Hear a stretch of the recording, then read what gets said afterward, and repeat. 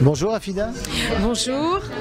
Voilà, donc voilà, tu es venu à la rencontre, à l'après-midi de rencontre que j'ai organisée à Bruxelles, à la place Fernand Koch, au café Le Coq. Alors dis-moi, cet après-midi de rencontre et de discussion autour de la thématique du cinéma et par les stratégies, s'échanger des idées de stratégies pour faire du cinéma, voilà, est-ce que ça t'a plu? Comment tu as trouvé l'après-midi? Est-ce que tu as trouvé ça enrichissant? Tout à fait, ça a été vraiment une superbe idée. Pourquoi? Parce qu'on a eu la chance d'avoir en fait plusieurs réalisateurs qui étaient sur place, mais également donc pas mal de gens de création filmique, et également en fait quand on a fait le tour des gens, des acteurs, des comédiens et même un cascadeur, ce qui était vraiment étonnant. Donc c'était la surprise. Vraiment merci Christophe, parce que ça je m'y attendais pas du tout, et un samedi après-midi demander à des personnes de venir, donc ça c'était vraiment exceptionnel, et ça c'est très bien je trouve. Ah mais c'est exceptionnel, et comme j'ai dit dans les invitations que j'ai envoyées un peu à tout le monde, je ferai pas ça tous les jours évidemment, parce que c'est vraiment occasionnel, c'est exceptionnel, parce que je voulais aller à la rencontre des gens qui se sont inscrits dans le blog et qui suivent le blog depuis qu'ils sont inscrits. Oui. Et je voulais être confronté à leurs questions et à leurs problèmes véritables, pour être au même diapason. Oui, parce que je pense aussi au niveau du blog, ce qui est intéressant, c'est qu'à chaque fois il y a des thématiques qui sont propres aux besoins de chacun d'artistes en fait, et pas seulement des artistes, mais même des gens qui sont itinérants comme nous, ACF, la ASBL, parce que véritablement là on voit en fait les différentes formations qui sont mises en place, des idées clés, etc. Mais bon, voilà, comme tu l'as expliqué lors de la réunion, c'est que nous avons besoin, enfin surtout pour le blog, l'animation du blog, de commentaires. Et ça c'est important à chaque fois quand il y a une formation qui est publiée par vidéo, par texte, de savoir au moins s'ils sont satisfaits, si justement il y a des choses qui ne sont pas claires, de façon à ce qu'il y ait vraiment même une conversation entre les internautes blogueurs en fait, qui font partie du blog. D'accord, ok. Et donc toi tu as, voilà, quand tu es venu à cet après-midi, tu as appris des choses nouvelles que tu ne savais pas, ou alors ça a confirmé des choses que tu savais déjà? Eh bien moi je connaissais pas le droit voisin, ça c'est quelque chose que j'ai appris. Et la notion de revenu passif et revenu actif? Absolument, parce que ça je ne savais pas du tout. Bon, je sais qu'il y a des droits d'auteur, je sais également qu'il y a le cachet, qu'il y a le moyen de financement, et puis pour les réalisateurs c'est d'autres moyens aussi d'être payés sur ce qu'ils font au niveau de la diffusion, etc. Mais j'ignorais totalement en fait avec cette histoire d'actif et passif. Mais alors merci, parce que là j'étais vraiment étonnée. Ça ouvre des perspectives quand même. Tout à fait, parce que là vraiment ça prend, les artistes prennent conscience en fait qu'ils ont une plus-value, la plus-value en fait, la valeur monétaire et la valeur aussi de leur talent.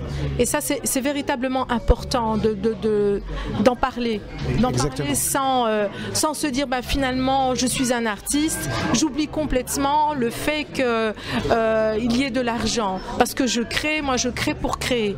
Oui, effectivement je crée pour créer, mais il y a aussi le fait qu'on a une valeur, il y a de l'argent et l'argent est là.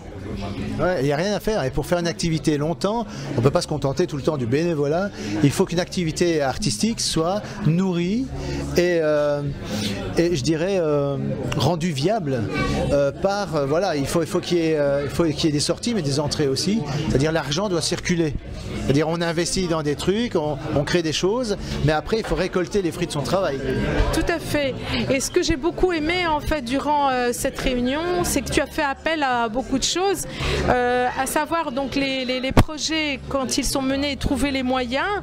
Tu as parlé à la fois donc le paiement, la rémunération d'un acteur, d'un réalisateur ou d'un scénariste ou peu importe, mais tu as parlé aussi de la notion aussi de droit voisin, de droit d'auteur, et également de tout ce que l'on peut mettre en place le crowdfunding. Ça, c'est vraiment quelque chose qui est important aussi, la notion là, parce que tout le monde ne le connaît pas et ne connaît pas sa véritablement, enfin, cette ampleur justement de communautaire où chacun vraiment va verser de l'argent sur un projet audiovisuel ou autre. Et ça, tu l'as bien expliqué, mais je crois que dans ton prochain sujet, formation tutoriel, c'est ce que tu envisages de faire. Oui, exactement. Mais je voulais m'assurer qu'il y avait des gens qui étaient soit pas au courant ou alors tout simplement intéressés d'en savoir plus. Oui, c'est exactement ça. Mais c'est vraiment dans le but de mieux connaître les attentes des gens et de pouvoir y répondre en fait. Tout à fait. Parce que la valeur financière ou autre, quand on a un projet, c'est vrai, des idées, un concept, ça c'est vraiment formidable. Mais après, bon, il faut penser aux moyens humains, dont tu en as parlé, oui. Les moyens humains, que ce soit l'équipe de tournage, etc. Mais aussi financiers. Et de se dire aussi que pour tout artiste, il a une valeur. Et justement, de ne pas payer en dessous. C'est comme tu as dit, il y a une valeur minimale et une valeur de soi. C'est-à-dire on ne peut pas payer une personne pour la figuration vraiment je veux dire avec allez, 50 €, 30 €. Ou alors faire du bénévolat comme tu l'as bien expliqué. Parce que quand on fait du gratuit, sous prétexte pour être connu, c'est pas suffisant. C'est pas suffisant parce qu'il y a eu toute une formation qui a été faite par l'acteur, par le réalisateur. Même si par exemple il ne vient pas d'une grande école, il a quand même un bagage qui est derrière. Plus un bagage d'expérience multiple qu'il a faite. Donc c'est tout à fait normal qu'on ne parle plus de bénévolat. Voilà. Ben voilà, écoute, Fida, merci pour ton témoignage, merci d'avoir dit tout ça. Je t'en prie, et je voudrais parler en fait de notre ASBL qui est très actif.